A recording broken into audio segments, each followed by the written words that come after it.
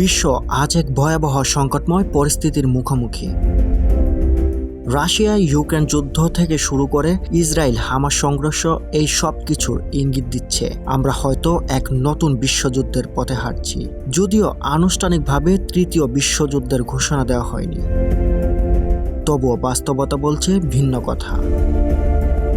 2022 সালের ফেব্রুয়ারিতে রাশিয়া ইউক্রেনের সামরিক অভিযান শুরু করেছিল। রাশিয়া দাবি করেছিল এটি শুধুমাত্র একটি বিশেষ সামরিক অভিযান, কিন্তু ইউক্রেনের বিরুদ্ধে এই অভিযান এখন বিশ্বজুড়ে এক মহাসংকটের জন্ম দিয়েছে। রাশিয়ার প্রেসিডেন্ট ভ্লাদিমির পুতিন বলেছেন তারা তাদের সার্বভৌমত্ব রক্ষা করতে সব ধরনের পদক্ষেপ নেবেন। এই বক্তব্যের মধ্যে তিনি তাদের পারমাণবিক নীতিমালায় বড় পরিবর্তনের ইঙ্গিত দিয়েছেন। রাশিয়ার সামরিক বাহিনী বর্তমানে নতুন প্রজন্মের হাইপারসনিক মিসাইল, পারমাণবিক সাবমেরিন এবং অত্যাধুনিক যুদ্ধবিমান ব্যবহার করছে। অন্যদিকে ইউক্রেনও বসে নেই। যুক্তরাষ্ট্র এবং ন্যাটোর সমর্থনে তারা অত্যাধুনিক যুদ্ধাস্ত্র ব্যবহার করে রাশিয়ার সামরিক স্থাপনগুলোতে পাল্টা হামলা চালাচ্ছে। রাশিয়া তাদের সামরিক শক্তি বাড়ানোর জন্য উত্তর কোরিয়া থেকে 1 লক্ষ সৈন্য সদস্য চেয়েছে বলে তথ্য রয়েছে। এদিকে চীন, রাশিয়া, ইরান এবং উত্তর কোরিয়া মিলে একটি নতুন কৌশলগত জোট গড়ে তোলার চেষ্টা করছে। বিশেষজ্ঞরা মনে করছেন এই সব শক্তি যদি সফল হয় তবে তা পশ্চিমা বিশ্বের জন্য একটি বড় হুমকি হয়ে দাঁড়াবে। ইউক্রেনের সেনাপ্রধান জেনারেল ভ্যালেরি জালুজনি সম্প্রতি বলেছেন তৃতীয় বিশ্বযুদ্ধ ইতিমধ্যেই শুরু হয়ে গেছে। এর প্রভাব শুধু ইউক্রেনে সীমাবদ্ধ নেই, এটি গোটা বিশ্বের স্থিতিশীলতাকে ঝুঁকির মুখে ফেলছে। এদিকে যখন ইউরোপের পরিস্থিতি ভয়াবহ, তখন মধ্যপ্রাচ্যে ইসরায়েল এবং হামাসের সংঘর্ষ নতুন এক ধ্বংসযজ্ঞের জন্ম দিয়েছে। গাজার পরিস্থিতি নিয়ে ইতিমধ্যেই পুরো বিশ্বে নিন্দার ঝড় উঠেছে। হামাসের তরফ থেকে ইসরায়েলের বিরুদ্ধে রকেট হামলা এবং ইসরায়েলের প্রতিক্রিয়াস্বরূপ গাজায় নির্বিচারে বোমাবর্ষণ পরিস্থিতিকে আরও জটিল করে তুলছে। বিশেষজ্ঞরা বলছেন মধ্যপ্রাচ্যের এই সংঘাত যদি নিয়ন্ত্রণের বাইরে চলে যায় তবে তা তৃতীয় বিশ্বযুদ্ধের আরেকটি মুখ হয়ে উঠতে পারে।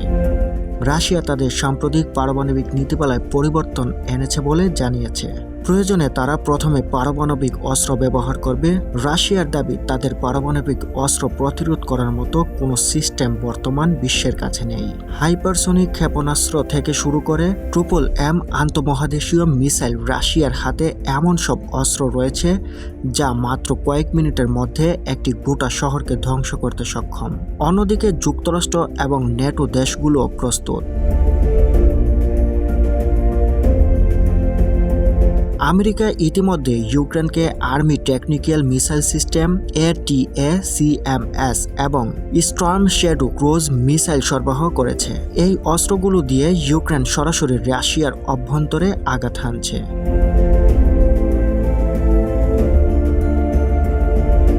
বিশ্বের সাম্প্রতিক ঘটনাগুলো বিশ্লেষণ করে দেখা যায় প্রথম এবং দ্বিতীয় বিশ্বযুদ্ধের আগেও এমন উত্তেজনা ছিল।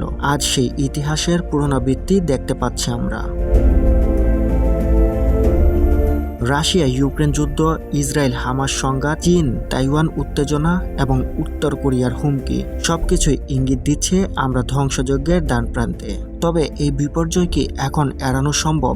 বিশ্লেষকরা বলছেন সময় মতো কূটনৈতিক সমঝোতায় আসা গেলে হয়তো এই ভয়ঙ্কর যুদ্ধ এড়ানো সম্ভব, কিন্তু বিশ্ব নেতাদের মধ্যে যে ধরনের রাজনৈতিক ও কৌশলগত বিভাজন রয়েছে তাতে সমঝোতার পথ খুব সহজ হবে না।